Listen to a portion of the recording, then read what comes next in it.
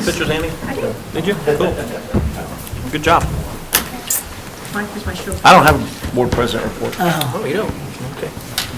Well, that's all I've got too, so. Okay. We're going to move on to public comments this evening. And as a board, we appreciate hearing from our patrons regarding their thoughts on the agenda items presented this evening. You can rest assured that your thoughts will be taken into account as we make decisions impacting the children of our Joplin schools. If you would like to address the board, there's 5 people that have filled out paperwork to address the board tonight. Please come forward and state your name. You'll have 3 minutes to address the Board of Education. We're going to start this evening with Mr. Rick Benson. Rick here? You going to time? Okay. Pat's going to time over here. Is that okay with you, John? Yep.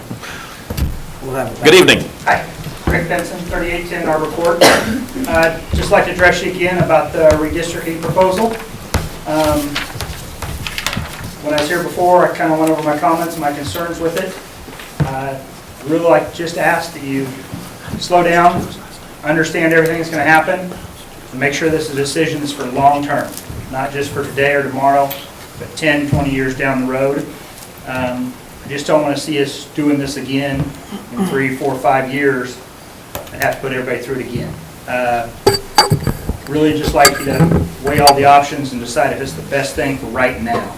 I mean, long term, not just today. So, it's my only.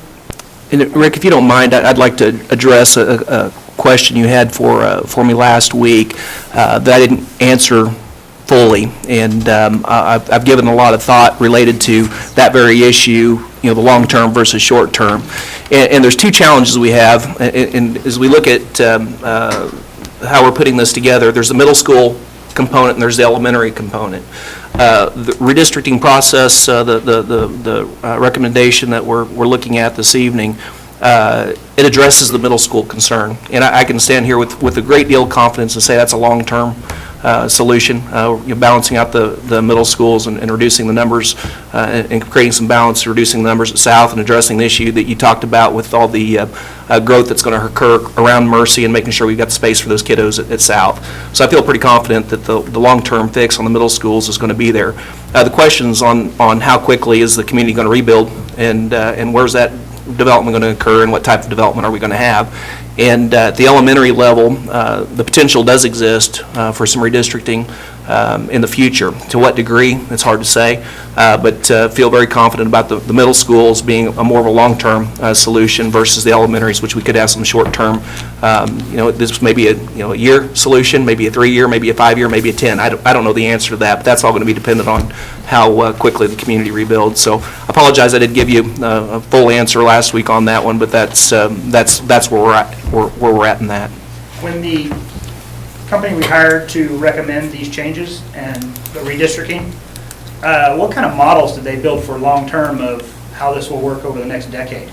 Did they put models together factoring in the new hospital and then the growth back in the tornado zone when they put this map together? I mean, did they provide you with long-term models of if this happens here, this could happen here, or was this a solution based on information we gave them? Where did they get the information to understand this? Just based on our school population or our districts? Or? And I know Jason could probably address that better than I can. He worked with them directly, but in working with them in the past, they look at permits, building permits that have been issued by the city. Types of developments. Number of people are going to live in a particular area, household, population density.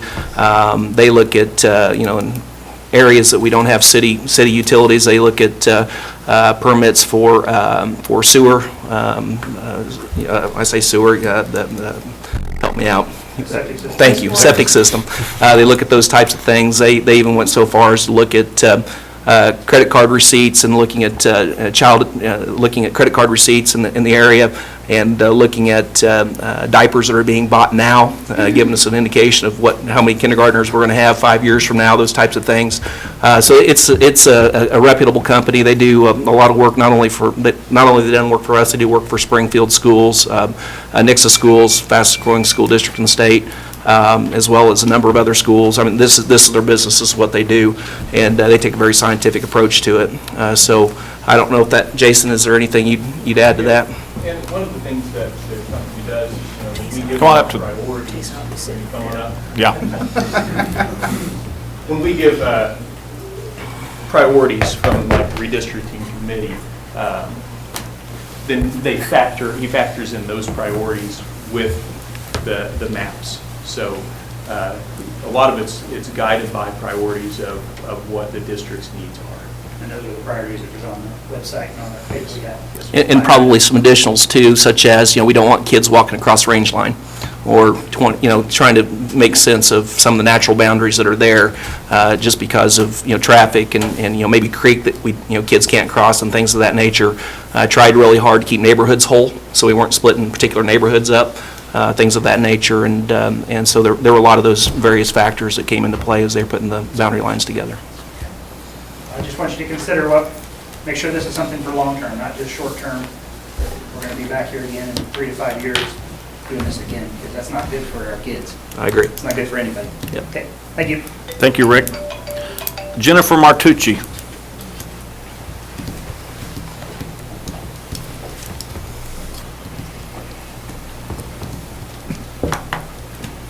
Hi, did you ask for address? I'm sorry. No. It was just name and... Yeah, we already, I think she already had all that. That's Okay. already got all that. My name is Jennifer Martucci, and I have 2 kids that attend elementary school at Cecil Floyd, and I have 2 kids who attend the high school, a freshman and a sophomore.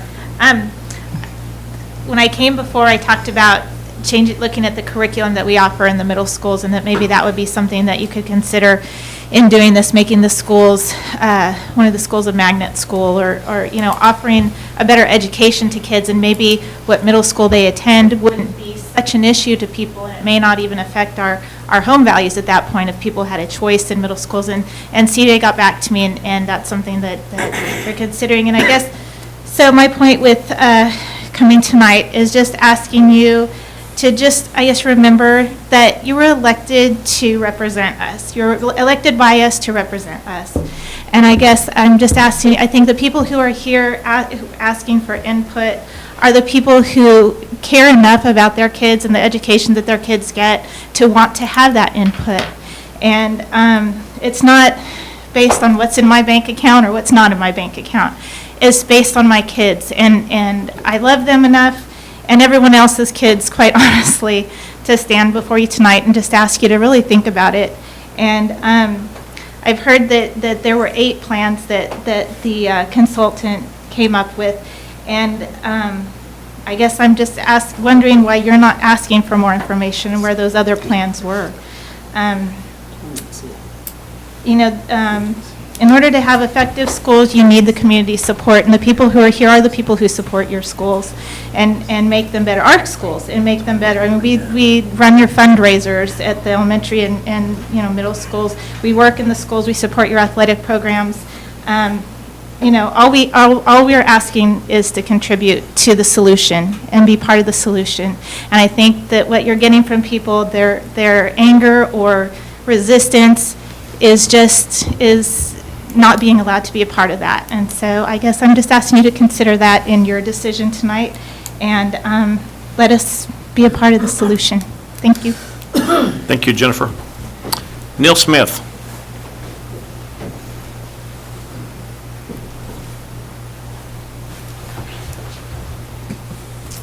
My name is Neil Smith. Thanks for letting me go third, so that way I still have a few things left.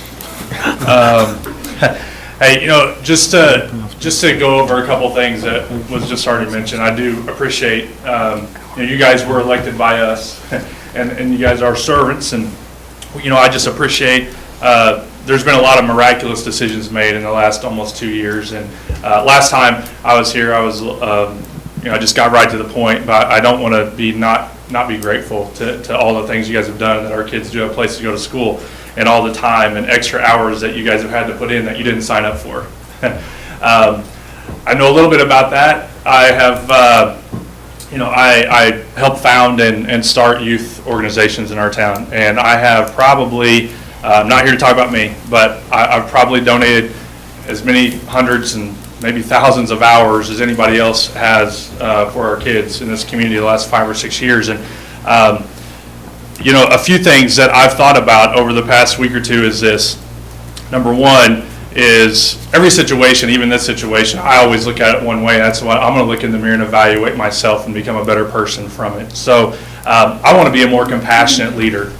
And I want to be a more compassionate leader in our community for our kids. And I also want to feel like I'm on the same page with the people who are leading our schools and our organizations. And I think that's a little bit of maybe, if we just step back a little bit of the problem I think that we're seeing in our communities and feelings about the redistricting, maybe not necessarily be about the redistricting. It's a little bit like, I use this example, if you're fortunate enough to have a spouse and they come home and they want to buy a vehicle and you get excited, great, let's get involved in the process, and you go out and there's already a car in the driveway. How important do you feel like you were in that decision-making process? And, redistricting is never going to be a popular thing. I understand that. But I feel like what's really hurtful is that lots of people, business leaders in our community, volunteers, they just want to be a part of the process. They want to be included in that. And it's impossible to involve everybody. I understand that. But just the way it went down, a few small little nitpicky items, that we're getting scheduled tours for our new schools already when this is pending. I don't like that. It makes me feel like it's already a done deal. I want to be able to voice my opinion. And I'm here tonight not because I want to be here, but because I don't want my kids to think that there's nothing you can do. We should have more community involvement. That's what this should encourage, in my opinion. So how the redistricting goes about, that's totally up to you guys, obviously. But in running our Joplin Youth Basketball Association for the last 4 years, and every major decision, I always come to this. I always look everyone in the eye that's in a leadership position, and I say, forget our personal agendas. Is this the best thing for the kids? Is it? And with that, my last point is this. The urgency of the matter is what I'm most concerned about. Do I believe that redistricting is necessary? Absolutely. But I just want to know that, based off the numbers, I want somebody to give me the sale job. Tell me, I don't know, educate me on why it has to happen by August 2013, because overcrowding was one of the issues that Mr. Jason talked about last week.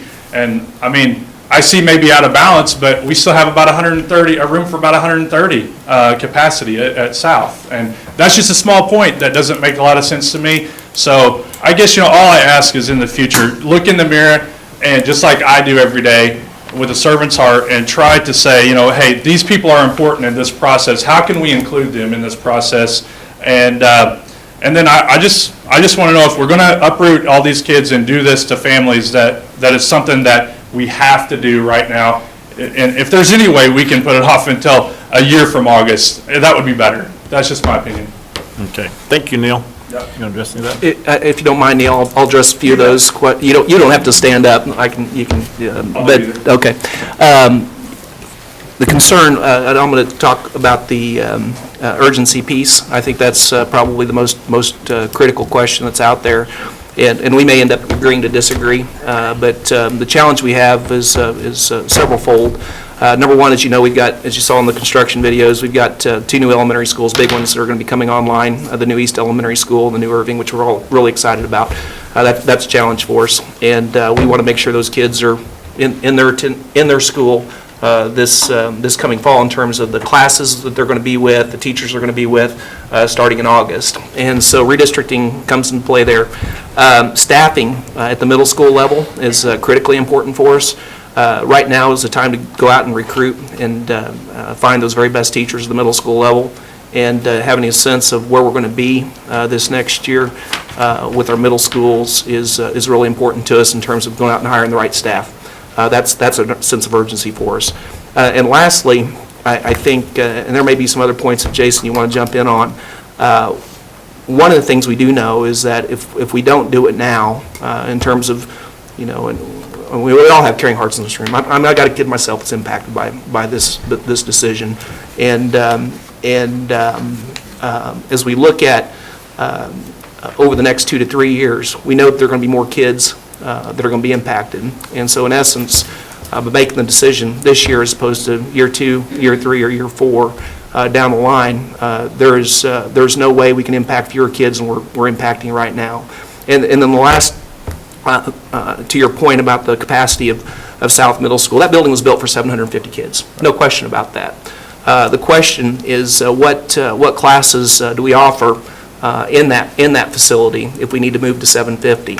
And I'm going to use the advanced math classes and some of the advanced classes as well as our special needs classes, because we serve the gamut of kids in that school, from your special needs kids to your highly gifted kids.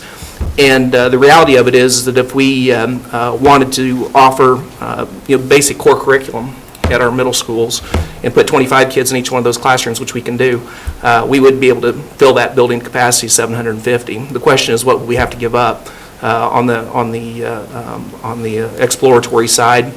Some of the co-curricular type programs that we have over there, and I'll use the high school as an example. As you all know, we were packed at Joplin High School pre-storm, and we've been blessed with a tremendous amount of growth. I think when I got here back in 2008, we had about 6,900 students, between 6,900 and 7,000.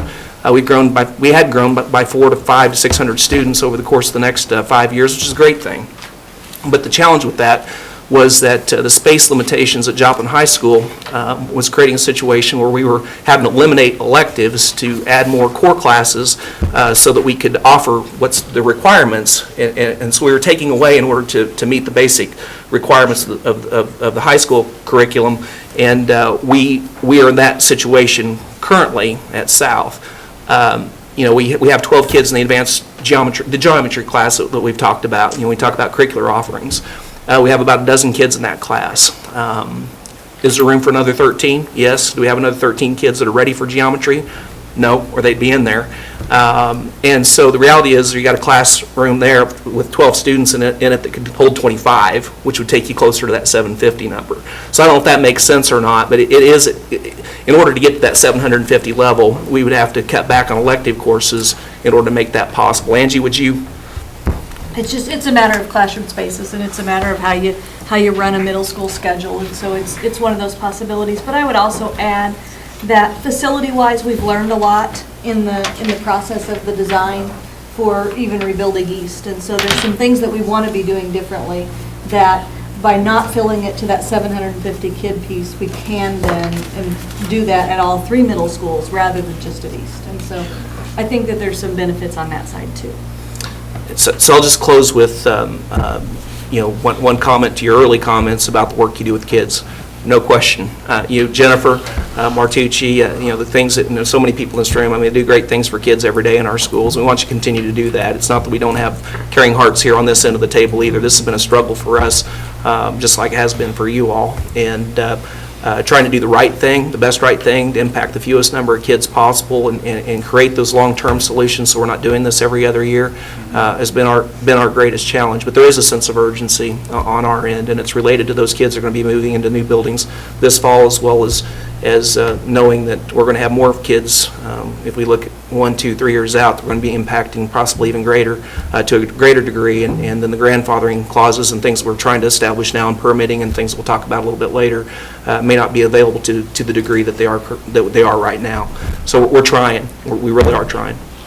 The staffing urgency, that's more just dictated by the deadline, isn't it? The urgency of finding good teachers for our classes, and isn't that just basically dictated by the deadline? As far as, you mean, as far as why now? Right now is our time that we need. Yeah. Obviously, you want to be doing hirings Sure. in March. Yeah, we need to know, do we need to hire another geometry teacher? Or somebody who can teach geometry? But I'm just saying, that's not a Yeah. reason to have the deadline in August. That's just a result of having the deadline in August, right? Does that make sense? Yeah, I think so. A little bit? Yeah, I do. Okay. I do. All right. Thank you. Appreciate it. Matt Auer.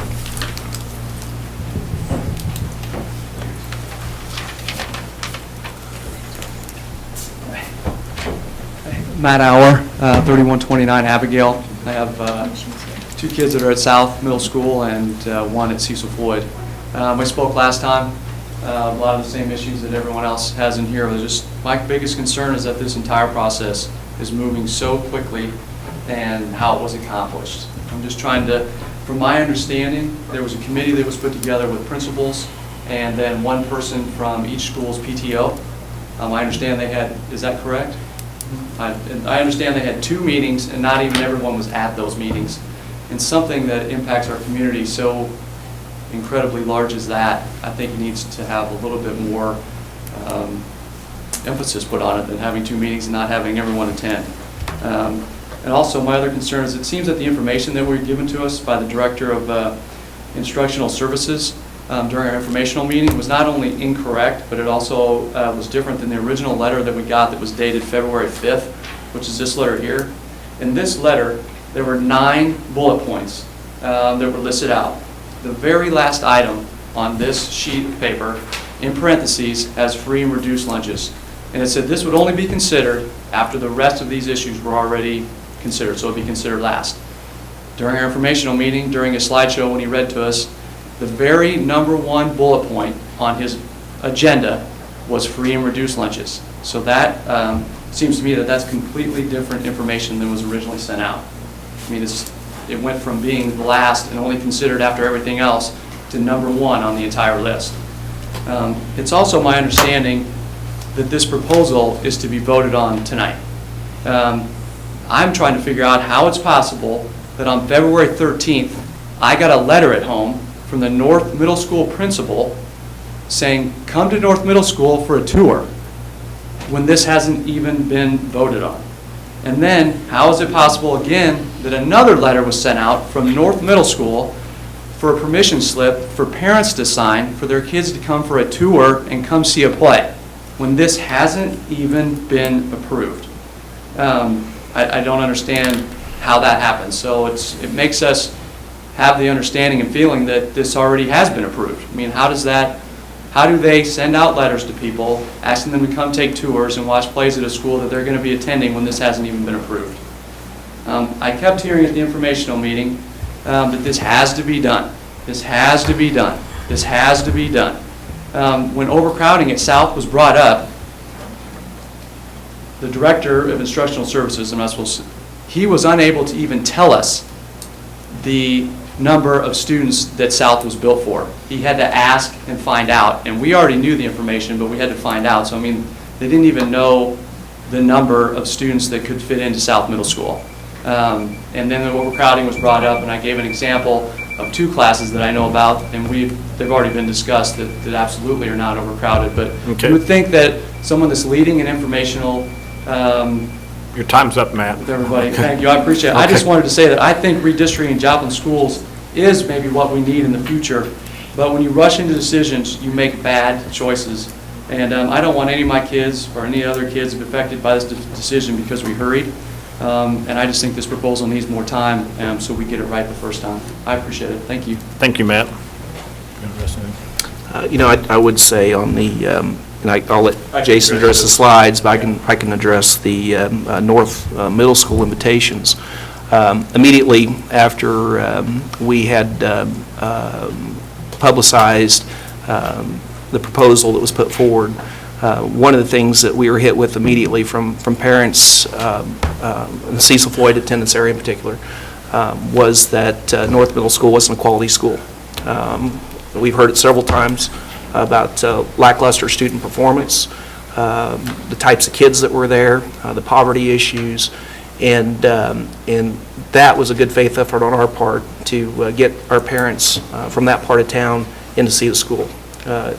And if I've made a mistake, which I make mistakes every single day, the mistake was in that I misjudged our community's perception, and we've done a poor job from a school district standpoint of marketing the high-quality middle schools that we have. We've got 3 fantastic middle schools, 3 schools that I'm very, very proud of from a programming standpoint, from a staffing standpoint, from a kid standpoint, from a community standpoint, and it was very apparent immediately that we'd missed the mark.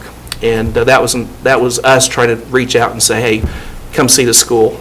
And it was not intended to be in any way premise that we were pushing this and this was already a done deal, because it certainly wasn't. I think every board member on this table would tell you it certainly wasn't. at that point. And we were just trying to reach out and give parents an opportunity to see this beautiful school that we built using taxpayer dollars and programming that we're very proud of, a principal that we're very proud of, staff that we're very proud of, and kids that we're very proud of. And we've missed the mark as a school district there. So that's my response to that. It was not as it may have been perceived. It was our opportunity. We took the opportunity to try to get parents from that part of town into that school so they could see it. That answers the about the letter. But on the bullet points, the redistricting committee that met, one of their top priority was free and reduced, and it was there to say, hey, we want to make sure that there's a balance, that it doesn't become schools of have and have not. Because I think that was the perception that occurred before we redid the middle schools. And so that wouldn't be a fair or accurate perception, and that's not what we wanted to go back to. So that was our first priority as a redistricting committee. We actually sent those off for scenarios with those as the top priority. And what happens when that was the top priority is all the scenarios come and it's a zigzag across the district, which it just changed everything if that were the main priority. So what we did was we subordinated that priority to the others, saying, okay, we know that there's a lot of change that's taking place. We want to affect as few students as possible, keep kids together. And so that what was the first priority got bumped down and subordinated to the others. On the letter you sent out said it would only be considered after everything else was considered.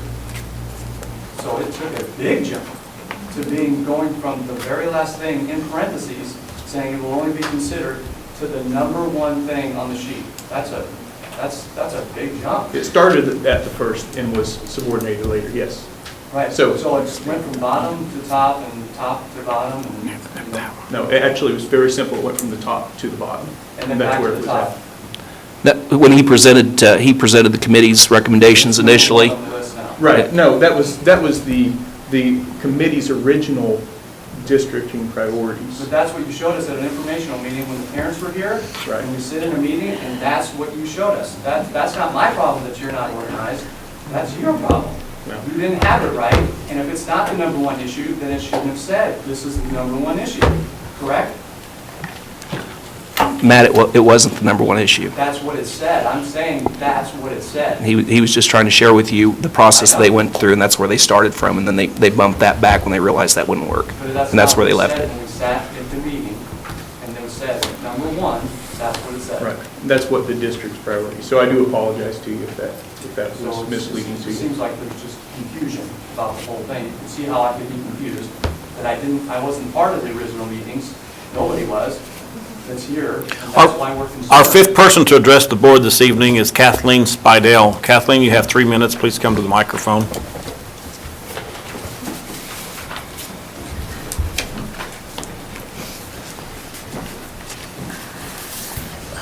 My name is Kathleen Marks Bidell. I was raised here in Joplin. I attended West Central Elementary and North Junior High School. In fact, Annie over here and I terrorized many neighborhoods together growing up. That was definitely my part of town. But I can tell you, this is not a north-south issue for me. When I heard of the redistricting that may take effect in the next school year, my first reaction was of surprise that I did not know more about it. I heard concerns from some of the families that had children that they would be told there was going to be more changes to come. I heard of families that the first indication they had of the possible change was a note found in their backpack, and then an invitation to visit their child's school. Next, I read that for several weeks, school administrators, staff, and parent representatives have been working and analyzing the current issue now at hand. I'm not sure what a parent representative is. I have heard that families and their children are upset and that they do not feel that their opinions and concerns are being considered. I don't have any children in the school district any longer, so I'm not having to address the issue from that level. But what I can tell you is that I am addressing this from a citizen's point of view. I am concerned about the manner, as it sounds like a lot of other people are too. The day after the last meeting, I asked our secretary at the Board of Realtors to contact your board and asked to schedule a meeting with any or all of your members to meet with the realtors to share the news and listen to our concerns, questions, or even if we could help with any of the possible solutions. I was told that is not possible. So I was literally turned down, and I was quite surprised by that. I've never served on the Joplin School Board, but I am confident I have an idea of what your role is. As a public servant, I understand you have a very important task that focuses on our kids, and that you are advocates of public education as I am. You were elected by the public, and you are our facilitator with the district.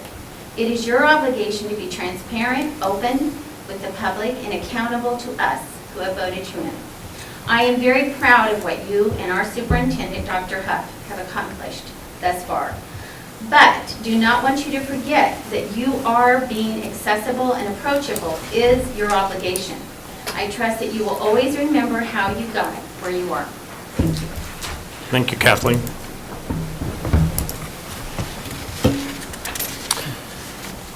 Need a motion for consent agenda? So moved. Second. Motion's been made by Annie, seconded by Phil. Please vote. Yes. Yes. Yes. Yes. Yes. Yes. Moving into the regular agenda. Start with band. Yeah. We're going to bring up, as we moved out of the agenda a while ago, the out-of-state overnight field trip. We're going to have the band trip. Mr. Castor, Debbie Scroggs, please come on up to the microphone, please.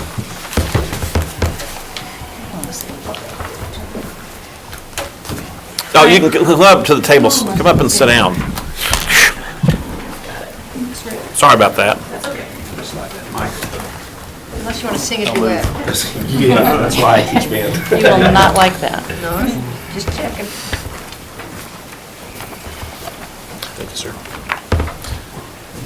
You guys know Rick, but Debbie is the Band Booster president. We'll see.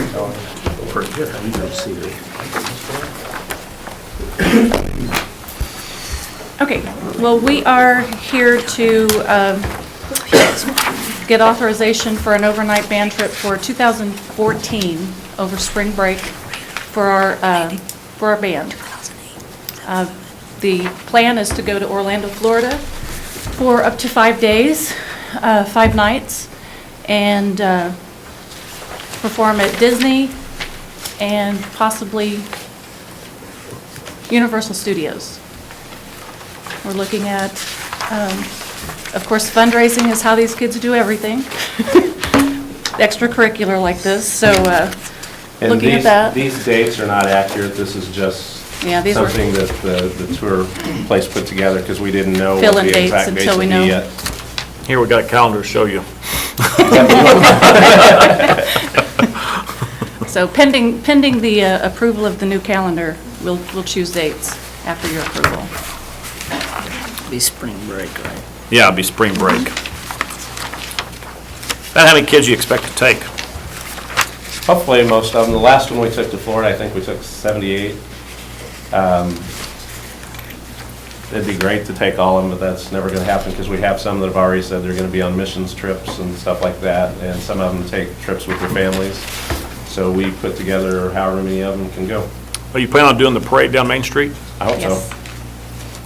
Mike and I remember that, don't we, Mike? When did you go last? When was the last time? 2008. 2008. Did you go on that trip? I've gone through so many. Mike and them was on vacation when I was there. Oh, that's right. He was down there. Yeah, Mike there, Mike That was my there. picture on the Yep. board.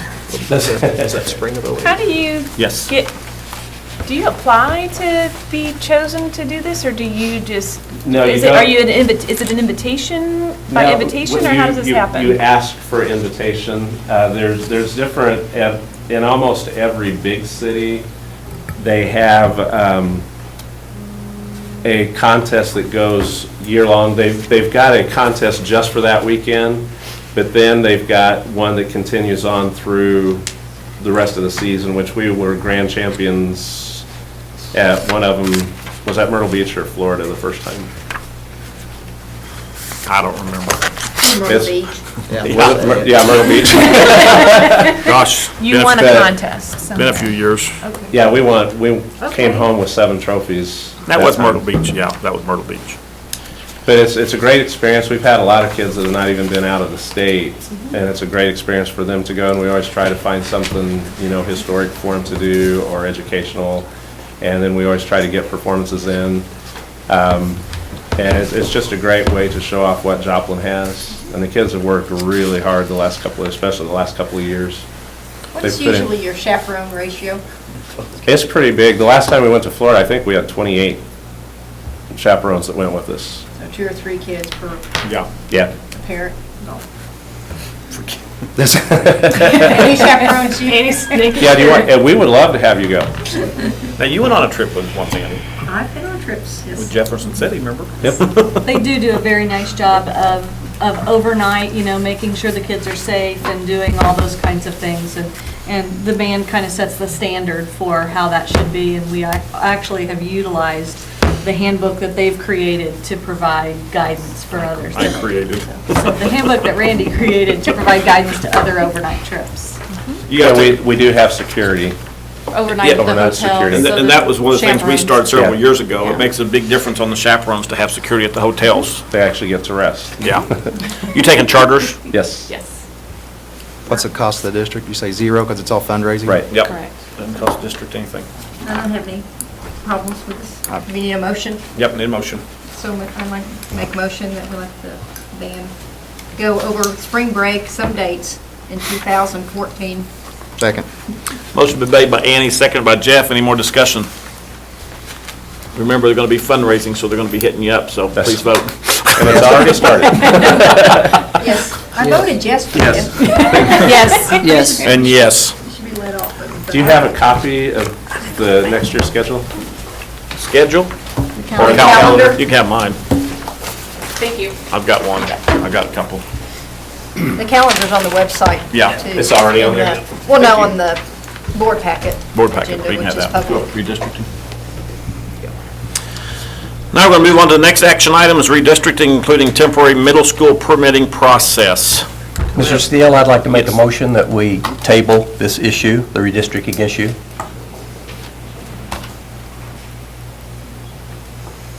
Motion been made to table this issue. So we can have further discussion and community input. Mike's back in the room. Mike, we've talked about redistricting, including temporary middle school permitting process, an action item, and Jim just made the motion that we table this issue. I'll second so that we can discuss. Motion been made, seconded. Any discussion? I think we need more community input. I've already had that conversation with the board members, and you kind of know where I stand. I just have an issue with the process. 2 meetings. I know visiting with Dr. Huff, he said 2 of the hot-button issues in a school district, closing a school and redistricting. This is a second hot-button issue that a school district can deal with. And we've gotten community input. Some of the things that the people of their community has questioned us about, I don't have answers for. And I just think we need to have further discussion and gather more community input from business, realtors, parents, all people that'll be affected by it. What would be your time frame? I don't have a time frame. I mean, to, Is there a precedent set by other districts? I know that our district hasn't done this in a long time, from what I understand, for the tenure of most of you that have been on this board prior to my arrival. Is there a precedent that's been set by other districts nationally or statewide? And if so, have we deviated from that, and if so, why? I mean, is technology different? Is the way that we do it differently? I think maybe, perhaps that's part of the communication concern, is that people feel like they didn't get a heads up, but yet at the same time, I feel like I understand from the district's perspective their sense of urgency because of all the things that are happening, culminating at one time for us. Well, I think I can speak to that. I know other districts have taken longer. But my issue is what have we done? I know when we asked for a bond issue 2 different times in the last 3 or 4 years, we've held focus groups, got just tons and tons, and went out and beat the bushes asking for input. And rightly so. I mean, I think that process was done, I think it was done correctly. We gathered input, it was a key, important issue. I think this issue is just as important, obviously, from the comments we've had. Is there any way to get the input that we feel we're lacking within this school year before the big, so we don't get the bottom of the barrel if we have to hire teachers late? I mean, does our community think that there's input out there that we haven't heard that we need to hear to affect this situation? Do we need to give them the opportunity to do that? I mean, I've been on lots of committees, and it seems like they dwindle. You can start out with, I mean, as on the strategic plan, we started out with, 150? And the last time I went, there was like 50, so I don't want to drag this thing out so long that you get, 100 community members, parents, and you have several meetings over several months, and then you still end up with the same. And I agree, the timing is key. Mr. Cravens ended up with, The timing is key. We need to hire people. I agree with Dr. Huff. I guess my question is, the tornado was almost 2 years ago, and we decided to do something in December. If we'd started in June or July, we would have had time to have gone through that process, so that would be my only criticism of the process. And I would say to that, Jim, is the tornado kind of even gave us more guidelines on the urgency. Because it was, instead of taking like other districts, their towns. Exactly, that's what I'm saying. We've known since the tornadoes come through, in that first year of enrollment, and the second year of enrollment in our schools, that we've needed to address the issue. Part of our challenge too, you'll recall last fall, the conversation about at the city level, and I'm not saying the city's done anything wrong, I mean, they've got a big task ahead of them too. I mean, we didn't ask for this, and certainly if there was a better way to go about it, we would have taken it. But I think that the challenge the city has had was with the redevelopment effort, and where's the redevelopment going to occur? And there's concerns or questions at one point whether or not, would a master developer be hired or not? Then the TIF issue came up in November, and that was a big question mark for us. And if the TIF didn't happen, the redevelopment effort wouldn't occur. And but if the TIF did happen, unless we did some serious negotiations, which we did, the school district would be harmed irreparably in its original form, and we were able to work through that. And had we started this process in June, which to a degree we did. I mean, we've been having conversations. We've known, everybody knows that redistricting has to happen at some point. The question is where, and would we have a different outcome if we were to go through the process? I don't know that we would. The logistics of this, and the three elementary schools and the 3 largest elementary schools on the south end of town, which currently, as we know, Irving, Stapleton, Cecil Floyd are all current feeder schools into South Middle.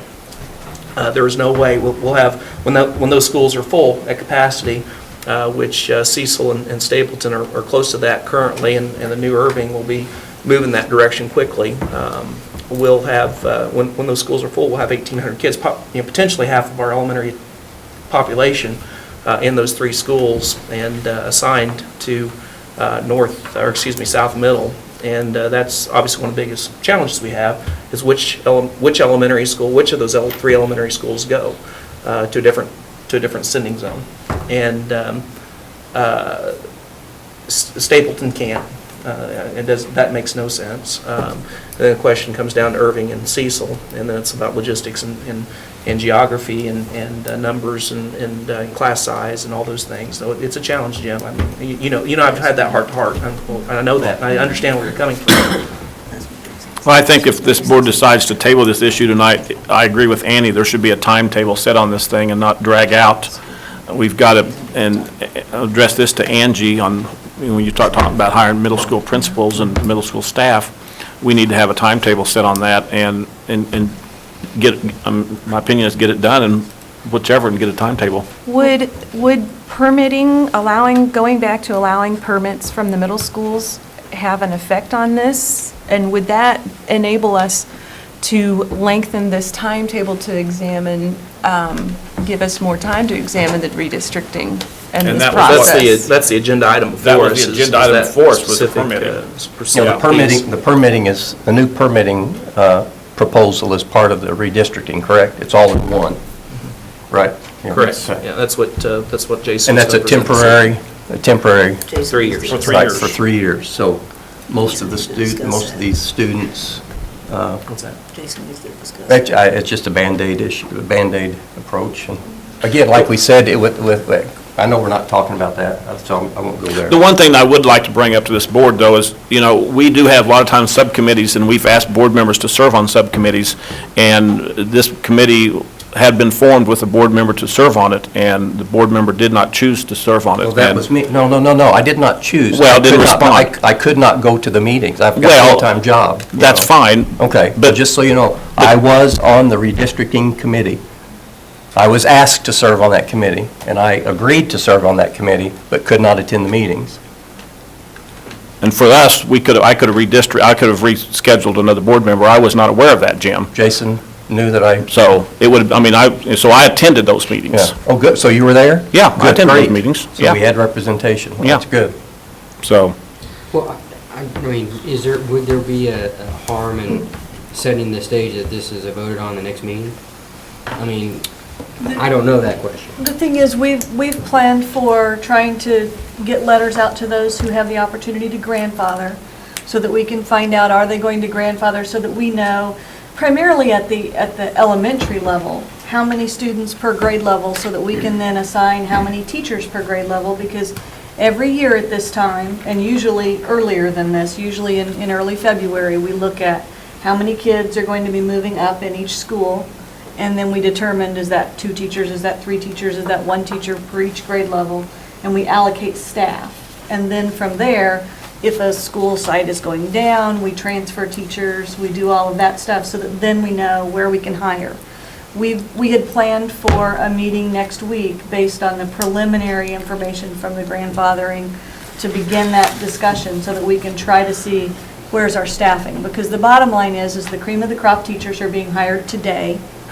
And that's the urgency of an approval is, and it's more on the elementary side of things. The middle school side and looking at the staffing, that's a little bit different, but it's kind of all wrapped into one in that one proposal. I think the rather than bigger breaking issue it into than the timeline is, what would we do between now and the timeline to get more input or to get people involved in the process? That's the bigger issue, because we could say, yeah, we're going to vote in March, at our March meeting. And if we do nothing other than wait 4 weeks and get phone calls and things, that's, No, I agree with you, Jim. I think Yeah. this issue is one that will either make some people happy and other people upset, or other people upset and other people happy. I agree. And I think that's a difficult call, because nobody's going to be happy in this. 100% is trying to minimize the number of people that are upset about it. Right. And my feeling is that if we listen to those concerns and the proposal is to allow people to grandfather or permit for 2 or 3 years, I think that's getting to a little bit of the compromise that some people wish to have. Call for the question. I'm not done. Oh, okay. I've also received the calls and been talked to by some friends, and I'm not opposed to the second idea. I've read the redistricting with the permits. I'm not necessarily opposed to the permit process. I'm opposed to the idea of our staff doing or performing functions that I don't feel are necessary. And this is why. Every month we get our enrollment form, or it tells me the number of kids. And I went through and I was looking at the numbers. And all I looked at was our 6th graders, of course, because that's basically what's affected. We know basically what our 7th and our 8th graders are going to be, or the ones that are in 6th and 7th grade this year. What we're looking at are 5th graders from those elementary schools that we're talking about, right? That are going to be going into middle school. So I looked at that. Keeping everything exactly the way it is right now, but moving Emerson to South puts 220 kids at South next year in 6th grade. Currently, at South in 6th grade right now, we have 228. So it's 8 less kids in 6th grade at middle school at South, leaving everything else across the district the same. So I'm opposed to creating a permitting process that's going to waste our employees' time when I don't feel it's necessary, because we're going to have 8 less kids at South next year if we even allow Irving, Stapleton, Cecil Floyd, plus Emerson. So that's my issue.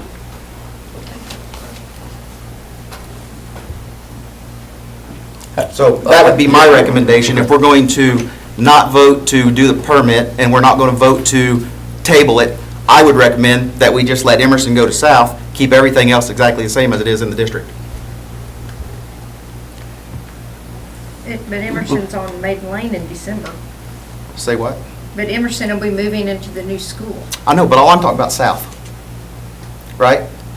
I guess I'm confused. Okay. Because if you say Emerson needs to go to South next year with the other 3 big schools. Okay, but that's where they're going to be going once they combine with Irving, right? South. Right. But you said just Emerson, so you want No, Emerson, no. Irving, Cecil, All- all 4 of them. All 4. And you think only 8, there's gonna be an 8. Right there it is. Okay. I mean, count, I highlighted them right there, 220 kids. Right now at South, there's 228. 6th grade only, of course. So, but that's not gonna let us do the growth from that building. No, what I'm saying is So you- we just have to do this process in a year or 2. Exactly. So, so then explain to me, so this year, this upcoming school year, are those numbers, are they accurate?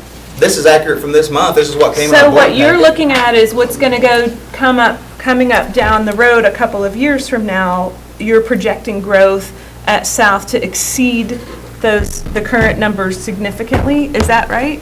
I'm confused here. Correct. The numbers, feeding 220 is, and that's the 5th grade feed. Right. For this upcoming 2014 Correct. school year? South's sitting on 440 students, counting this year's 6th graders and 7th graders. So you feed 220 students in, and you will get 660 students. And how many are there this year for 2000? 645. 649. There you go. Okay. It Okay. vacillates from month to month. But. Yeah. So the dilemma is there's a lot more students at South than there are at East and at North. So what we're trying to do is bring those numbers to an optimum balance, you know, where we can maximize the effectiveness of our teachers, where our programs are level across the board, and you don't have one school that's just dominating the others, where those numbers balance out a lot of things. And the only way to change that is to change the feeder school zones of the elementary. One of the things that this plan that we were felt good about was that we were able to keep the elementary schools whole. So kids should transfer with their classmates. You know, and we understand that there's some siblings at the middle schools, at every single one of them. And so there is a tough choice for 20 or fewer students within that middle school, but everyone else within Cecil Floyd, Royal Heights, and Kelsey Norma, we've been moving with their classmates to a new school, a middle school that they haven't had they would have an identity if they had their elder sibling, but, middle school, we were hoping they would create that identity together, just like they do now when all the schools feed into one middle school. That's the perfect time for transition, to make new friends, because everyone's new. And as long as you have your own classmates, then that's a good transition. So we were feeling very good about the plan in that regards, and at the same time, starting on working on those numbers, because every year that we don't do it, those numbers just climb. We don't fix it. So we just stay with the same disproportion that we have now between South and East, which is 176 this year. And so that's why we can't move kids from one school to the other. And it's all 3 schools that are affected, but you have to change the zones to free up space for some groups to get up here, these kids over here, these kids over here. And we were I kind of feel like I'm the enemy, and I don't want to. because Yes, and I didn't mean do to throw you respect- under the, I don't mean to throw you under No, the bus, no, not Jason. at I'm just all. really trying No, to, 'cause I'm trying to I- make sure I understand all the, everything, all the information Right. that's being thrown at us, so. I greatly appreciate involved parents, so the fact that you guys are here, that, to me, I'd rather have an involved parent that's upset than a non-involved parent. But our real goal with the whole plan, as we set out, was to try to affect as few students possible. And we did, it's a great luxury having two large elementary schools that kids can move into to free off some extra, crowdedness in the elementaries, but then also the middle school problem, just with that disproportion. It makes sense to go ahead and do it now while there's change in the air, because I honestly don't want to have to go through this again, and it's not kind to our community or our kids to continue to, give or take, and so we feel confident in the plan. We know it's tough with the change, and especially, we understand that. It's just, we also know that there's an issue with the disproportion of the middle schools, and shifting these feeder school zones will help address that. And I don't know very much about this, but I think in all fairness, we also have to acknowledge the fact that we have some parents that have come to us clearly confused, and understandably so. It's a very difficult, we've never done this in a long time, so of course it's difficult for us to wrap our heads around. Yet at the same time, we're also hearing a lot of positives, so it's a tough thing to say. And those voices, those people aren't going to come to the meeting and voice their love for this, this idea. And so I think that's one thing that people have to remember, is that you're hearing a lot of different input from both sides, and that's it. Well, Just I- trying to I make think the that's- best decision that you can. I think that's what I was trying to help with my recommendation, is that it would give us a year to iron out the process, or have parents involved, or have whoever we need involved, and to look at it 360, I guess. But I totally understand and agree with what Jason said about it's a good time to make the change. I totally agree with that. And I think we talked about it last time afterwards. We talked about, the impact of waiting, and we really did try to hash all this out. You bring a good point, Jeff, and so let me make sure that I'm understanding, because I'm trying to help on crunching the numbers on that, on the backside based on your proposal. Let me see if I understand what you said. What you said was, move forward with the elementary, and then at the middle level, let Emerson go ahead and move, and go to South, as well as Cecil, as well as Irving, as well as Stapleton. Well, I was only talking about the middle schools. I didn't address the elementaries. Okay. And what I said was, if you keep everything else static in the district, At least just for exactly the 1 way year. it is now, except we know that when the new Irving is built, Emerson's going to go there. Right. So starting this school Just year, moving. you move the Emerson kids that would typically go to North Okay. over to South, and you keep them with Cecil, Floyd, Stapleton, and Irving. Okay, so the Kelsey piece, that's what I was trying to figure out. Right, you would If it was move Kelsey just- back to If it was east. just if it was static, or if it was just the. No, you would have to move So- Kelsey back to east. Yeah. Okay, so just so I'm clear, because one of the priorities that I had, understanding I had, trailer elimination. Right. Something's been a priority. We've got overcrowded issues at Jefferson, Kinley, Columbia, and trying to address that part of the redistricting. That's why we were redistricting. Right. One of the outcomes is we had to figure out, okay, how are we going to handle these three big schools that are feeding into South? But my personal opinion is we've got to redistrict the elementary schools. We've got to provide some relief there for a lot of different reasons, and that would at least give us, some opportunities to make the staffing decisions we need to make at the elementary school, if that's the direction of the board. And I haven't thought through that, Jeff. This is a new No, concept. all I'm talking about the middle schools. And if we leave the middle schools alone, just recognize we will have imbalance at all three schools significantly between South and East. We expect growth. We've heard several people comment on growth that's on the south end of town as a result of the Mercy property, Mercy and what they're doing out there. So we anticipate growth out there. If that happens, obviously, we're going to have to make that decision at some point. And so what you're saying, can we buy a year on the middle school side and see what comes of it? The only caution I would throw out there with that idea, which I'm not saying is a bad idea, but one caution I'd have to throw out there is that we will be impacting more kids next year than we are today. And more families, and more unhappy families, because there's going to be more people impacted. Well, and we know we're going to have to redistrict the elementaries. I mean, you look at the new East Elementary, and we know we're going to have about, 300 slots there, 350 slots there that are open, is that correct? Yeah, we're going to have a partially used building. Right. Yeah. Brand new.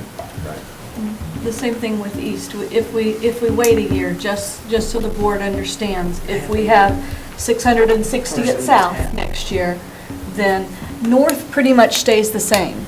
And it's East that ends up being further small. And so the discrepancy between the three middle schools and the opportunity to provide those same educations that we want to do becomes more discrepant. So that's all I want to say, is because if we do that, if I'm right, I think I'm right based on what Jason has shared, is that really North is one of those things that they're kind of a shift in the get along, and East will be smaller because Emerson doesn't go.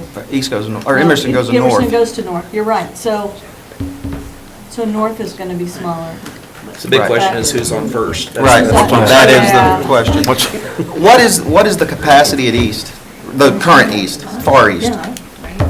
They can handle, I think they can handle the They can kids. handle That's growth not- out there, They yeah. can handle the growth out there. Because For- the for point I'm 6 trying to months. make is, you would keep East the same, you'd keep North, they would lose some, about 24 kids, it looks like. What I'm trying to say is, the new East is not going to come online until December anyway, correct? Right, right. So, So, There was a question asked about precedent, and just so everybody knows, and the board knows, there is no legal precedent, there's no statutory requirement on the way it's done, unlike if you were redistricting between us and Seneca or something. There's statutory guidance there. So when you say, well, what kind of precedent is there, there is no requirement that it be done a certain way. Representing other districts, I would tell you that when redistricting is done, there's also probably no real guidelines or even know where to look for this situation. Because the typical situation is, over years, you see a sprawl or a crawl or a change in your population base, and your administration, your staff sees a slow change, and there's a slow, long process of, hey, we need to start looking at redistricting, and there's not an urgency in redistricting, and so there's a lot longer period to struggle with some inequities, whereas we have a unique situation in that we're rebuilding 4 schools, and so there's really probably not only is there no precedent, there's probably no real guidance to look at how other districts have handled a similar situation, because I'm not aware of any districts that have been in this similar situation, so. And that could be a pro or, Right. it goes both ways. Gotcha. And I talked to a couple of superintendents who, some have said, "No, sorry, never done that." And then, one of them said he could do it quicker than the process Than what you that we did. went through. And some of it just depends on how much, because there's a difference between slicing and dicing the entire district and doing what we set out to do, which was just to make minimal changes so that affects time process as well. Right, and like with the case of Columbia, they're adding a whole new high school. Right. So they're having to, and they're still having issues with that because they're. That's always going to create Right? issues, yeah. Any So more- this is just a different. Any more discussions? Right now on the floor, there's a motion and seconded to table this issue for further discussion and more community input. And now is that motion for both elementary and middle school, or middle school, or what? This issue, redistricting, elementary and middle. The whole thing, the whole package. And what was yours, Jeff? Yours was just. no, I didn't make a motion. Any second, yeah. I just seconded it so we could discuss it. Do you want to amend it And I'm not opposed to the redistricting with permitting. I was just trying to muddy the situation. Dr. Huff or Mr. Cravens, if we table this and get all the input, how will that change? Because we're talking about one neighborhood in a year from now. I mean, we're hearing from Rural Heights, because they're completely going to another middle school also. I mean, I don't know what's going to change between now.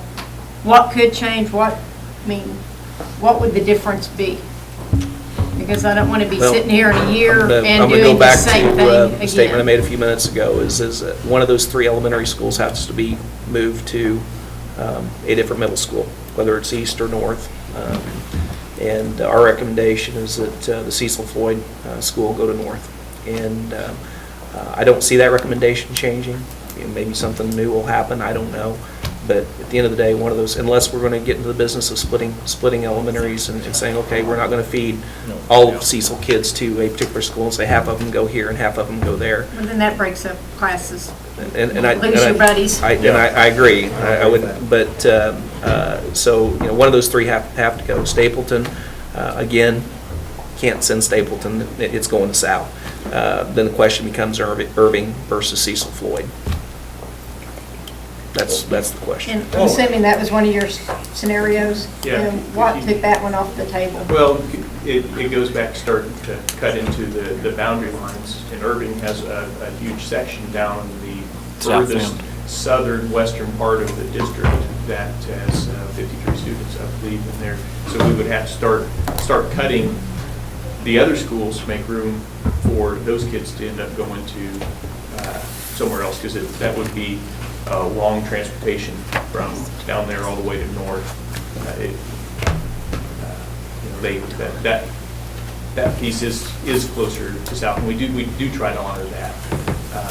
But our schools are a little confusing because they're north and south, and really there's kind of a north and a west, and then a south and kind of mid-district, and then there is east. East is actually east, which makes it nice. Because north is actually west. It's more like far east.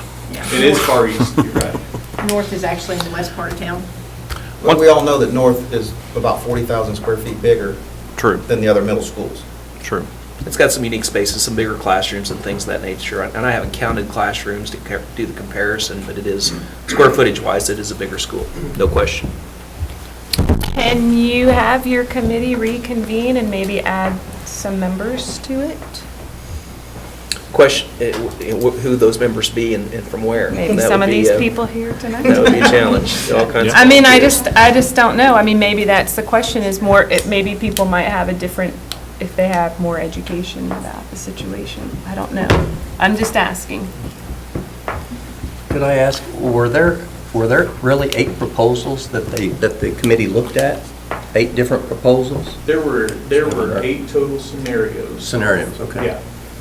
So the first 3 were very off. So we had submitted some more, because once again, it was controlled by that first priority, which just skewed, because we were trying to put it in. So we learned a lesson on that. And then we came back with principal input, and our committee looked at, we pulled together those scenarios into the ideal. The committee looked and studied that scenario, say. Jason, you'd indicated to me, I think you said there were 3 scenarios, 3 final scenarios that you brought to, 2 or 3 final scenarios you brought to the committee, and then they kind of pulled, they said, we don't like this, we like that, and then you kind of brought those together as one. On the recommendation. final committee, there was one scenario that was 6 and 7, and then we had the old scenarios as examples to show, here's what, because they weren't workable scenarios. Some of them had school splitting. Some of them was They had split. school splitting. Yeah, neighborhood splitting and. Because it was Yeah. based upon, once again, that top priority that we subordinated, because it had restructured the whole district by that one scenario. So that's why we bumped it down and put together best case scenario. Took that, the committee looked at the scenarios, looked at the numbers, talked about, is this the right thing? Is this the right fix? you know, one of the things we did with the principal piece was getting the sweet spot for the schools. What's the, once again, what's the ideal size, what's your capacity? Because we can hold a lot of kids, but living with 30 kids in a classroom in an elementary is not ideal. So what is the ideal capacity for your school? And that's what we use to come up with final. Sure. And we looked at art on a cart, we looked at those kinds of things. You can put more kids in a school, but then you have those kinds of classes that you lose the classroom for. And so those were all pieces in the scenarios for what's the right size for an elementary school. And I'm still new to the whole process as a board member, but we just see the final result, or the final recommendation from we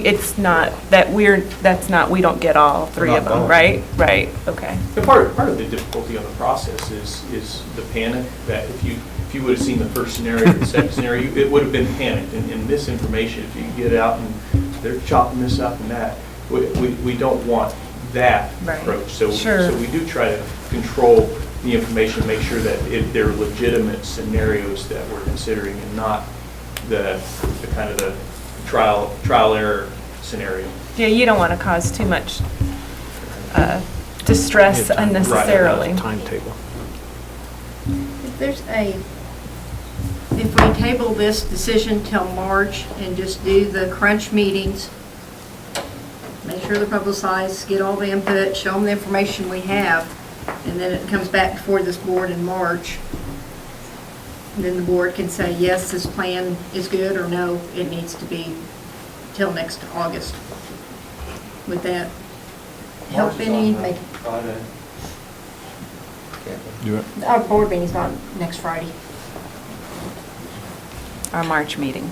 Yeah. Table it till our March meeting. Board meeting. And then have the administration put down, those focus groups, and just under the impression that, they got to get it done, they got to show up. One of the things you're going to fall into also on that week, you're going to, Spring break. you're going to lose a week I right there. mean, if that's- But I know, I agree with you that if If it's that important, we need to have a timetable if we're going to, and, or and, next year. I mean, Does that coincide with your hiring? Again, the best time to hire is now. Right.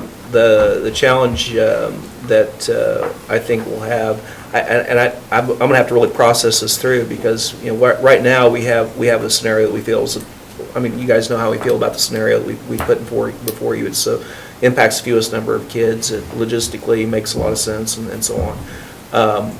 The challenge we're going to have, I think, going forward is how do you get the right kind of input? Obviously, there's a lot of people passionate about this, and how do you make a final determination? Is it by vote of a special committee, and who's represented? And does it become lopsided? And I'm going to say this because if boundary lines change, we're going to have a different group of parents that are going to be coming and asking the questions, same questions again. Why my child? And we're going to be struggling with the same issue again. We need to get them at the meeting. But who are they going to be? Ahead of time. We don't know You until don't the lines are know. drawn.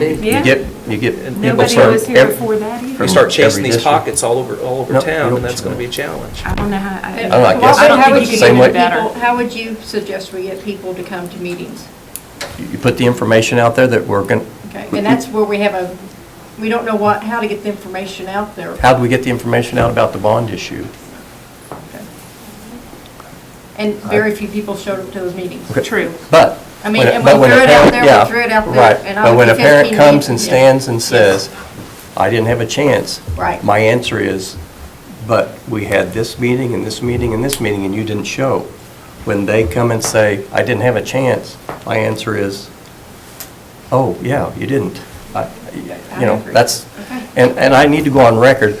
I understand the numbers and the hiring. I get it. It needs to happen. I just, doggone it, I just hate it that the process, I'm stuck on the process. And I apologize for that, but I'm stuck on it. Our district over the last 6-7 years or more has been built on community involvement and getting people's input, and you guys know that. I just feel like we dropped the ball on this. We had a committee of 30. How many do you want? 170, just kidding. What'd you say? I mean, I don't, we can do focus groups. I mean, we've had several in the last week or two. But the question is, how many do we want? How do we structure this in such a way so it's fair and equitable? That's a real challenge. I don't have the answer tonight. So if we're going to table it, and I suggest the next thing we do is have a study session on how we're going to structure it, because I want to do it exactly the way the board wants it done. Because we obviously missed the mark this time. Well, we need to vote. I'll call for the question. Well, I'm still waiting for everybody's still discussion, so there's still a lot of discussion about it, so. I have one last question. If we table it, or use my scenario, what statistics are going to change? And going back to your scenario, just so I understand it, just so See, we are. And you're saying leave things alone. Leave things alone for. Other than The Emerson. statistics are going to be that there are 3 big schools that are very close together, that all 3 feed into South. Right. And that's the statistics that are driving this change. But really, overall, nothing's going to change. We're still going to have trailers. North's still going to be the largest middle school. We're still going to Square South will be. footage. Square footage. No, north. Square Square footage. footage. Yeah. South is still going to be crowded. The new east is still going to be partially empty. Right? And moving forward, those issues are taken care of. That's the difference. Moving with this. Moving with that, yes. Okay. So that's the decision you guys need to make. And personally, I work for you guys. We have a challenge ahead of us. We know that. We all know redistricting has to happen. The how and the what is the question. The process is a concern. Okay, the product is also a concern from what I'm hearing, and that's a problem too. And so, in essence, the question is, are we going to bring a different product back to the board? I don't know the answer to that. And if so, what are the issues going to be around that? And it's going to be a challenge. It's going to be a challenge. I'm just saying it will be. Well, I will say this. I thought my idea was a good one. I'm not so sure at this point. I'll tell you that. What you just said? Yeah. Well, let me ask this, if you do it, what are we voting on? Well, the motion's been made and seconded that we table this issue for further discussion and more community input. Until March, until. There was no date, that was the motion. But perhaps. I'll amend that and say by the March meeting. So perhaps. By March board meeting. So maybe what we're looking at is 3 different scenarios. Okay. If you table it till March before the board to make a decision, then are you recommending that there be some focus groups, maybe at the grade schools, Well, as I said a while ago. between now and March? There's got to be something has to happen. You just, As opposed to your idea, which might be a whole year. Well, I'm not. And that's not on the table. That's just. It's not Like I said, I just caused trouble.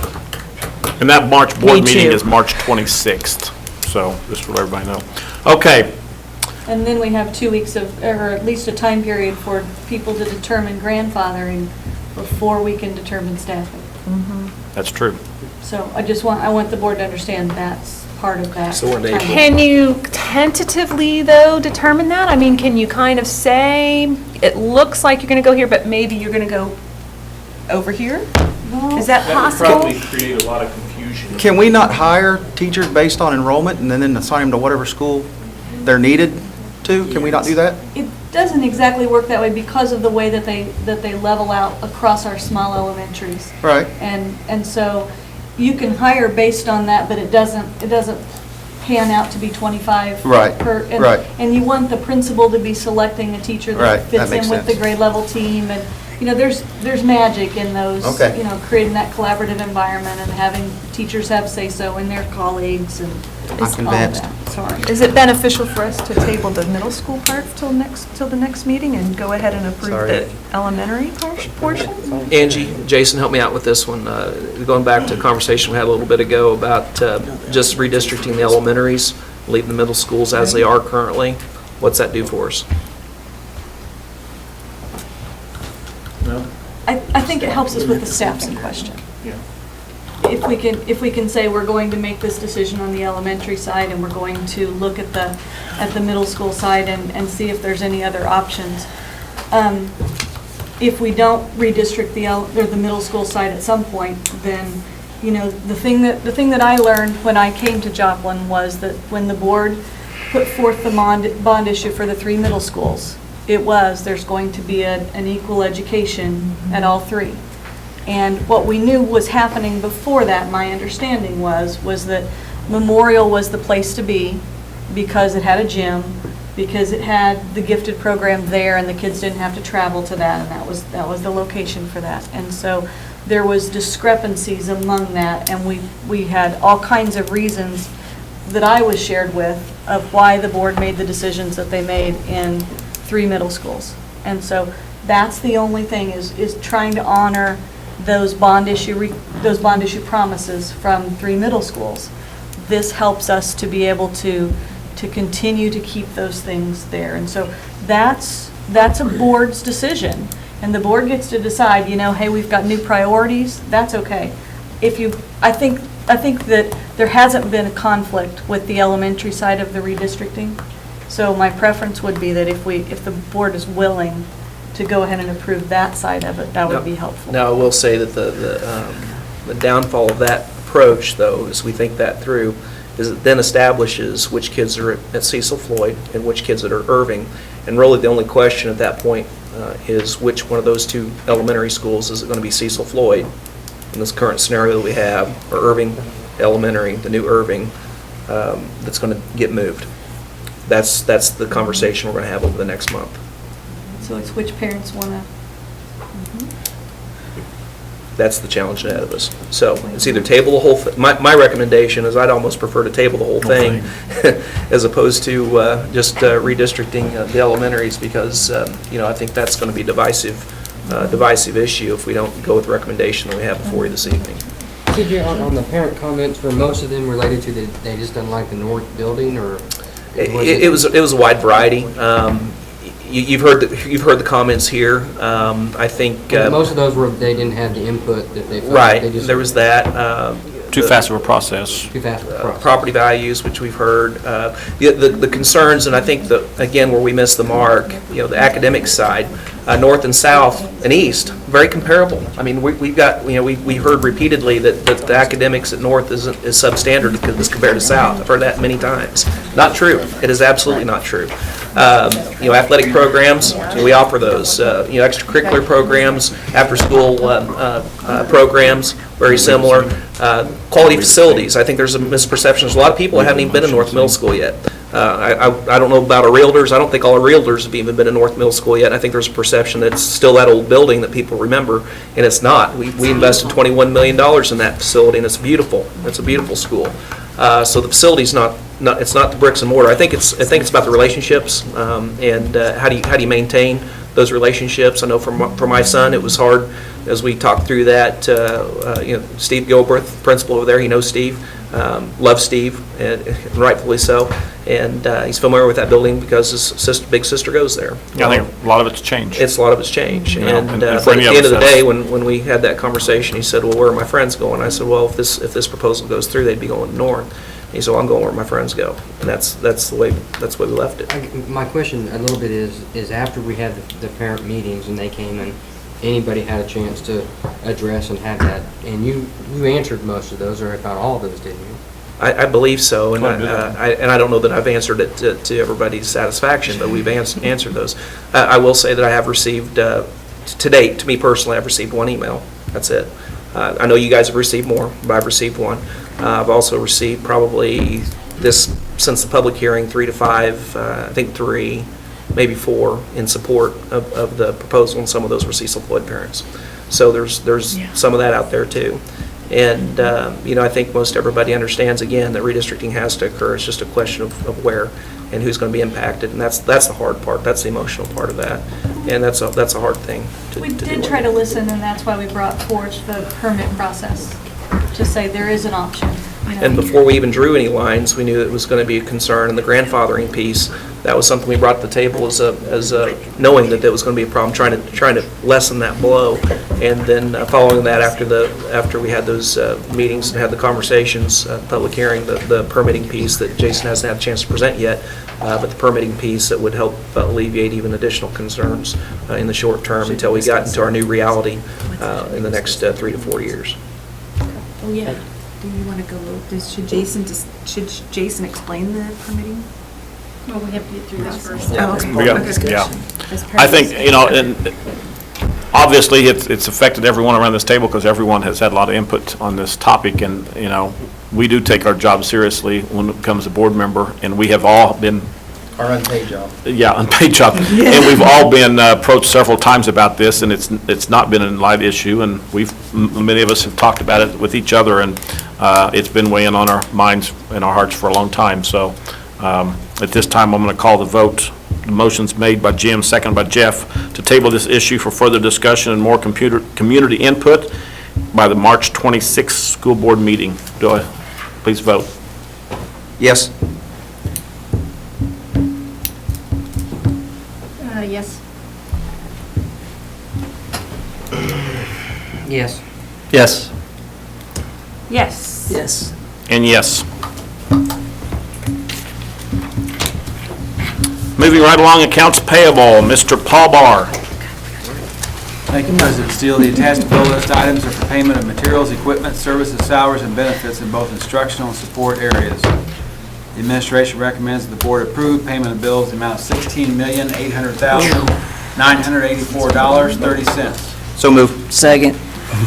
Motion made by Mr. Flowers and second by Mr. Landis. Any discussions of the finances?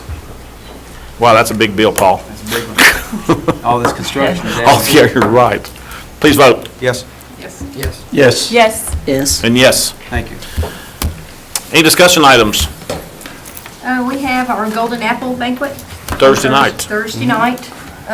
We've had several teachers be nominated by their students, which is just an awesome award for them to even be nominated for, that their students have taken the time. And Mr. JHS contest will be Friday. Oh, they did change that to Friday. Never mind. So, and It's lots always a of, good time. always fun, always fun. It's their fundraiser, so that's And about it's held, at South Middle School on Friday, 7 o'clock. I just got an update on our districts, boys' districts, and Parkview's not going too well right now, so at halftime it's 35-22. We had a state qualifier in swimming, Yes, we did. so hopefully we'll be seeing her here at the board meeting. Very good. I don't know if this is appropriate, but I'm going to ask it anyway. Okay, go ahead. What is our current update on the naming of East Middle or East Elementary? I'm glad you asked. Andy, do you want to take that, or do you want me to talk a little bit about it? You may have more recent information than I do. I talked to Doug Adams and Andy are heading up that committee, so I'll let Andy. Has Doug talked to you I talked to recently? Doug the last week early, I think. You'd have more information than I do. Okay, The all right. last meeting I went to, they were letting the staff and students and community vote on it via those schools and Facebook.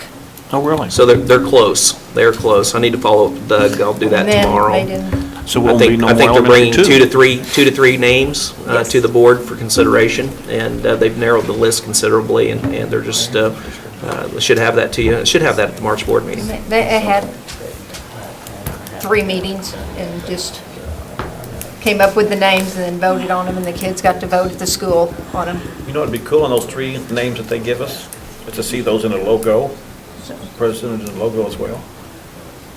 Oh, With our eagle. See how they look? I am not the graphic artist, but I think that we have one at Franklin Tech. Any other discussion items? Anybody else have anything? Nothing going on with you, Dawn? In the school, south, nothing going on? And I would. golf tryouts are coming up. There you go. Project Graduation has a golf tournament too scheduled. Project Prom's coming up. Yep, Project. Lots of stuff going on at the end of the year. Yep. Here, a motion to go back into closed session. So moved. Second. Motion been made by Mr. Flowers, second by Mr. Kimbrough. Please vote. Yes. Yes. Yes. Yes. Yes.